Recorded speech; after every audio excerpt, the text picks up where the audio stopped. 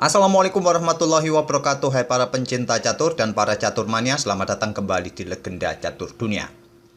Bahwa seperti yang saya sebut tadi malam kawan, tidak ada partai yang digelar tadi malam di Norway Chess 2022 yang merupakan hari jeda kedua kawan, yang menyisakan dua babak lagi.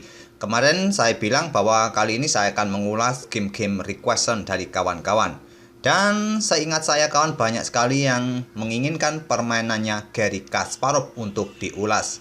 Jadi untuk game-game yang lain kawan, mohon bersabar dulu. Nanti saya coba ingat-ingat kembali siapa-siapa saja yang paling banyak merequest game-game para pemain tertentu. Kali ini game yang saya ambil ini dari permainannya Garry Kasparov melawan Anthony Miles pada event Dwi Tarung antara Kasparov dan Miles ini kawan, tahun 1986 di Swiss, tepatnya di kota Basel. Dan mereka ini bermain sebanyak 6 kali kawan. Dan ke-6 game itu dimenangkan oleh Kasparov 5 kali kemenangan dan 1 kali remis. Sangat dominan Kasparov di tahun-tahun itu terhadap pemain-pemain yang lain kawan.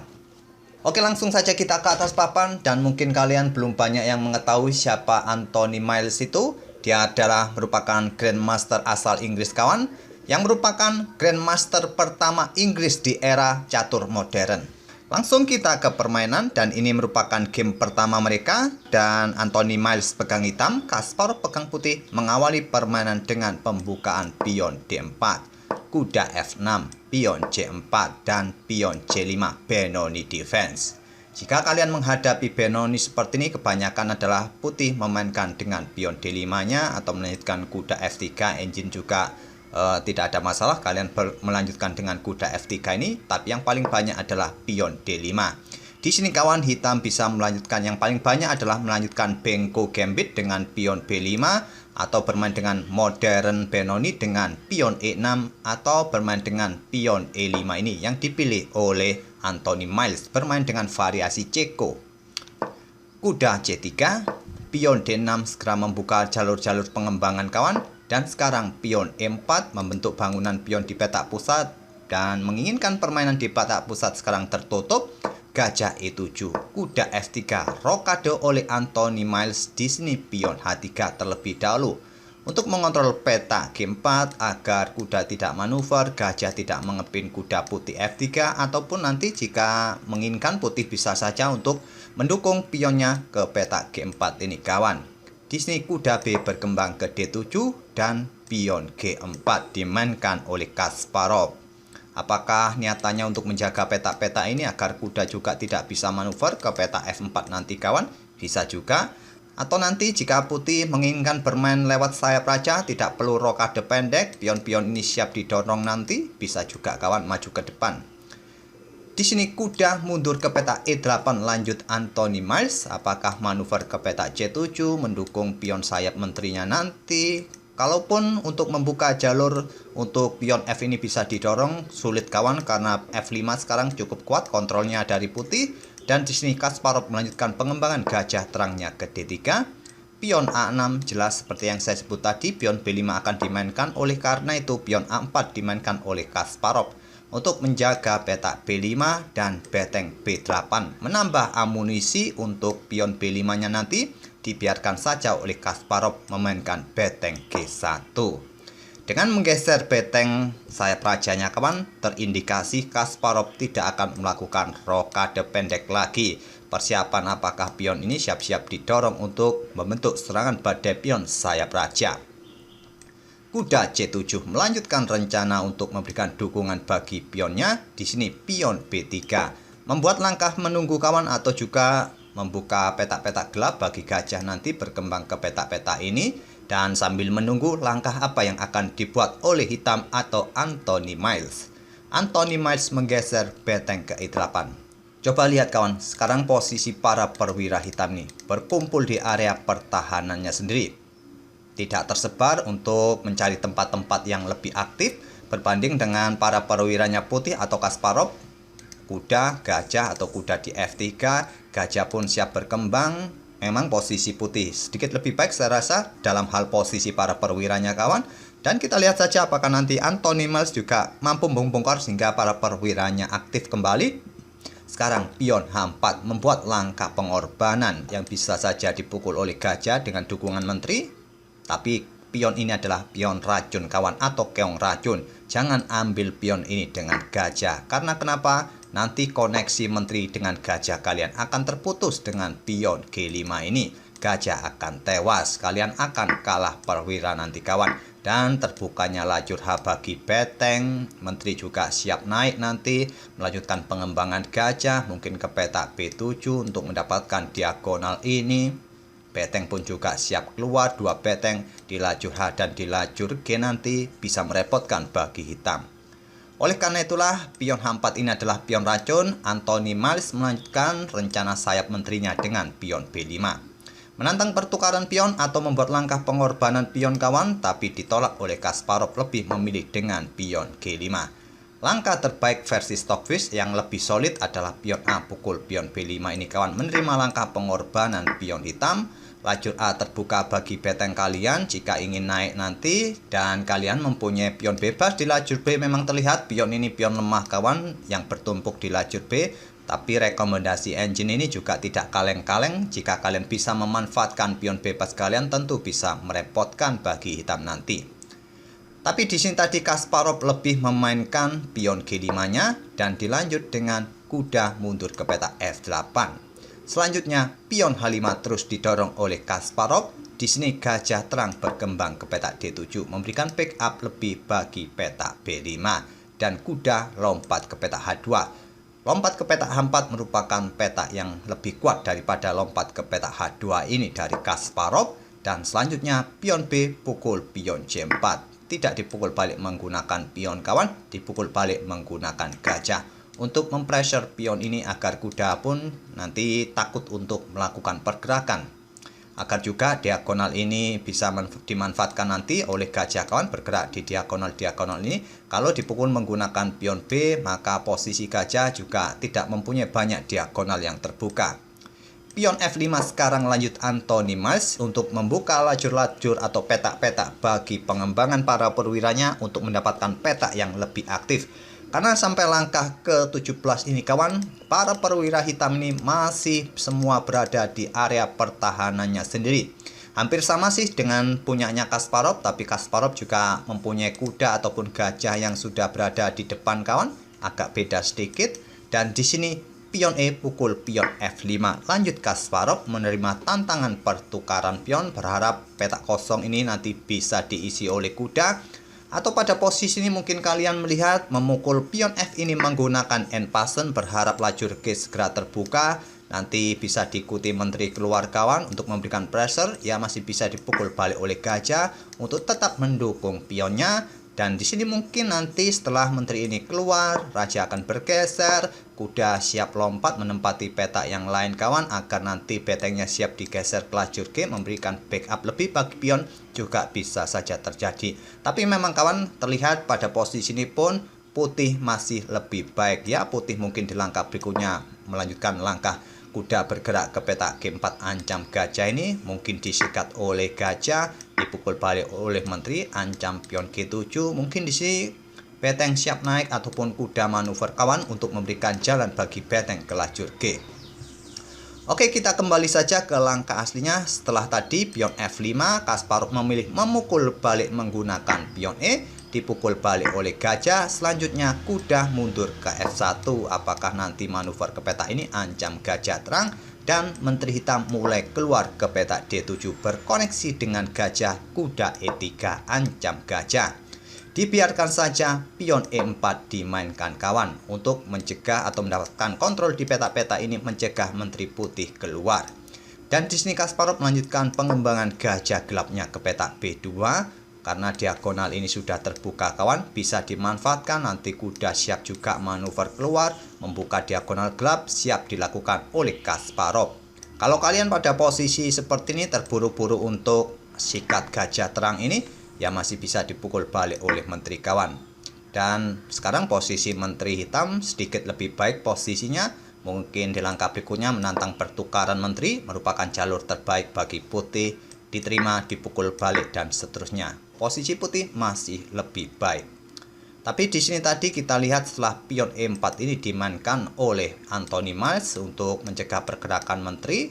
Di sini gajah B2 lanjut Kasparov tadi, dan selanjutnya gajah mundur ke petak D8, membuka akses beteng untuk mencoba memberikan backup lebih bagi petak E4, dan dibalas kuda manuver ke petak E2 untuk segera membuka diagonal gelap. Pada posisi seperti ini tadi kawan, langkah terbaik adalah menteri ini ke petak C2 yang lebih kuat daripada kuda ke petak E2 ini. Lanjut Kasparov tadi dan dibalas menteri F7, tetap menjaga gajahnya kawan. Di sini kuda manuver ke F4. Seperti yang kalian lihat, kuda ini ada tanda merahnya, indikasi langkah ini adalah langkah blunder atau kesalahan. Menteri bergerak ke petak C2 masih merupakan pilihan terbaik dan dijawab dengan langkah gajah mundur ke C8. Cukup mundur ke petak D7 juga bagus kawan, memberikan discover attack bagi kuda, di backup oleh beteng G4, membuat langkah pengorbanan pertukaran perwira. Ditolak oleh Anthony Miles, menggeser menterinya ke petak E7, tapi jika diterima, ini akan memberikan keuntungan bagi putih karena menterinya akan segera aktif. Raja mungkin rokade panjang atau naik kawan, betengnya siap mendukung menteri di lajur G, cukup merepotkan nanti bagi hitam. Jadi Anthony Miles tadi tidak bermain dengan pion G6 ataupun ambil beteng di petak G4, ini dia memilih dengan langkah menteri ke E7 yang merupakan langkah blunder, dan sekarang beteng turun ke G3 menghindari ancaman gajah, dan selanjutnya di sini menteri ke F7 lagi, tidak bermain dengan beteng naik lagi kawan. Kuda ditarik mundur ke G2 dan kuda manuver ke petak A8. Lanjut Anthony Miles berencana ke petak B6, langsung dicegah dengan pion A5. Raja bergeser ke F1 merupakan pilihan stockfish kawan. Kuda kembali ke C7. Di sini kuda bergerak ke petak H4. Lanjut Kasparov, bukan pilihan terbaik. Pilihan terbaik tetap raja bergeser ke F1 dari stockfish kawan. Dan Anthony Miles melangkah kudanya. Akhirnya kudanya mendapatkan tempat yang aktif kawan di lajur B di petak B5 sekarang. Sekarang pion G6, lanjut Kasparov. Kasparov kembali membuat langkah yang salah, langkah blunder. Mungkin di langkah ke-29 ini kontrol waktu kedua pemain juga sudah mulai habis kawan. Dilihat dari tadi permainan di middle game, awal-awal pembukaan sampai middle game, langkah-langkahnya cukup rumit. Mungkin itulah para pemain sudah menghabiskan waktu di situ tadi. Sehingga sekarang banyak sekali seperti yang kalian lihat tadi, langkah-langkah yang berwarna biru, berwarna kuning, bahkan berwarna merah seperti ini. Langkah terbaik adalah gajah ambil kuda ini kawan, yang cukup ya bisa dibilang bisa membahayakan area pertahanan putih. Setelah dipukul balik oleh beteng, gajah C3 bisa dimainkan untuk mempertahankan posisi pion dari ancaman beteng serta gajah. Tadi Kasparov memilih bermain dengan pion G6, dibalas dengan langkah pion H pukul pion G6, dipukul balik dengan kuda. Tetap kawan, pilihan utama adalah gajah ambil kuda di petak B5 ini. Dibalas Anthony Miles dengan gajah F6, sama-sama melakukan langkah-langkah yang kurang akurat. Langkah terbaik kuda ke D4 ini kawan. Jika sekarang disikat oleh gajah, masih bisa dipukul balik oleh pion. Hitam akan mempunyai pion yang mengganggu. Jika kalian sikat dengan menteri, maka barulah sekarang gajah F6. Jika kalian tidak berani ambil pion ini dengan menteri kawan, pion ini atau dua pion ini bisa merepotkan. Langkah terbaik memang membuat langkah pengorbanan pertukaran perwira kawan di sini. Sepertinya jalur terbaik. Tapi di sini tadi setelah kuda pukul balik pion hitam di petak G6 ini, Anthony Miles memilih gajah F6 langsung menantang pertukaran, ditolak oleh Kasparov memilih sikat kuda yang berpotensi berbahaya dan dipukul balik dengan beteng. Kenapa tidak melanjutkan gajah gelap dulu, pukul gajah B2 berharap mendapatkan beteng? Kalah cepat kawan karena gajah putih mendapatkan beteng E8 terlebih dahulu dengan tempo ancam menteri. Tidak ada kesempatan bagi gajah ini untuk mendapatkan beteng putih kawan. Dan tentu saja putih unggul kualitas perwira dengan sepasang beteng. Walaupun hitam juga mempunyai sepasang gajah, bisa merepotkan juga kawan. Tapi dalam permainan yang agak tertutup seperti ini juga ya dibilang agak sulit kawan. Putih mempunyai keuntungan dengan dua kudanya di area atau permainan tertutup seperti ini. Oleh karena itu setelah gajah ambil kuda B5 ini, Anthony Miles memilih pukul balik dengan beteng, memberikan pressure di sini kawan. dan dilanjut dengan langkah menteri bergerak ke C2 untuk membackup gajah. Selanjutnya gajah pukul gajah, lanjut Anthony Miles. Langkah yang lebih kuat adalah pion C4 kawan. Jika pion pukul pion, beteng bisa ambil gajah dengan tempo ancam menteri dengan dukungan gajah gelapnya di peta F6. Jika sekarang diambil oleh kuda, beteng bisa ambil pion D5 dan beteng berada di pusat. Cukup bagus posisi beteng kawan. Permainan pun cukup seimbang. Anthony Miles memilih pertukaran gajah gelap karena mungkin sudah diburu waktu, dipukul balik oleh menteri. Selanjutnya di sini kuda pukul kuda G6, dipukul balik oleh beteng. Tetap menjaga lajur G ini terbuka bagi beteng nanti. Rokade langsung 2 langkah berikutnya bisa menempati lajur G kawan, bertumpuk di lajur G. Ini merupakan tempo yang lebih cepat daripada memukul balik menggunakan pion H tadi. Beteng E5 dijawab dengan langkah rokade oleh Kasparov, mengingat sayap menteri cukup aman, tidak ada dukungan yang lebih di sayap menteri dari hitam. Jika sekarang hitam menggeser menterinya ke lajur B, memberikan pressure di sini, apa yang akan dilakukan oleh putih kawan? Putih juga akan menggeser betengnya ke lajur G. Beteng turun untuk memberikan backup pada pion dan selanjutnya di sini pion H6 akan dimainkan kawan. Jadi putih masih lebih cepat temponya. Jika dilanjutkan seperti ini, ya beteng akan pukul pion G7 skak. Jika dipukul oleh beteng kawan atau jika kalian menggeser raja bergerak ke peta ini, ancamannya cukup serius kawan. Beberapa langkah bisa skakmat atau di sini sama saja. Jadi langkah terbaik ya beteng pukul beteng, dipukul balik oleh beteng putih, raja bergeser ke peta H8 atau ke peta ini, maka selanjutnya menteri akan keluar ke peta F6 skak. 2 langkah berikutnya skakmat, jadi repot kawan. Jadi pada posisi seperti ini saat beteng hitam naik ke peta E5 dan dibalas rokade, selanjutnya beteng bergeser ke G1, Anthony Miles memilih dengan ambil pion H5 dan di sini beteng G1, beteng turun ke H7 memberikan backup lebih. Apakah nanti beteng satunya juga akan memberikan backup di sini? Dan coba lihat kawan, diagonal gelap terbuka dari menteri untuk mendukung beteng untuk serang pion yang ada di peta H7. Posisi hitam sudah benar-benar kolaps, tidak bisa berbuat banyak di posisi ini. Kuda C4 lanjut Kasparov. Mungkin ya ingin melakukan garbuan terhadap beteng atau melindungi pionnya kawan.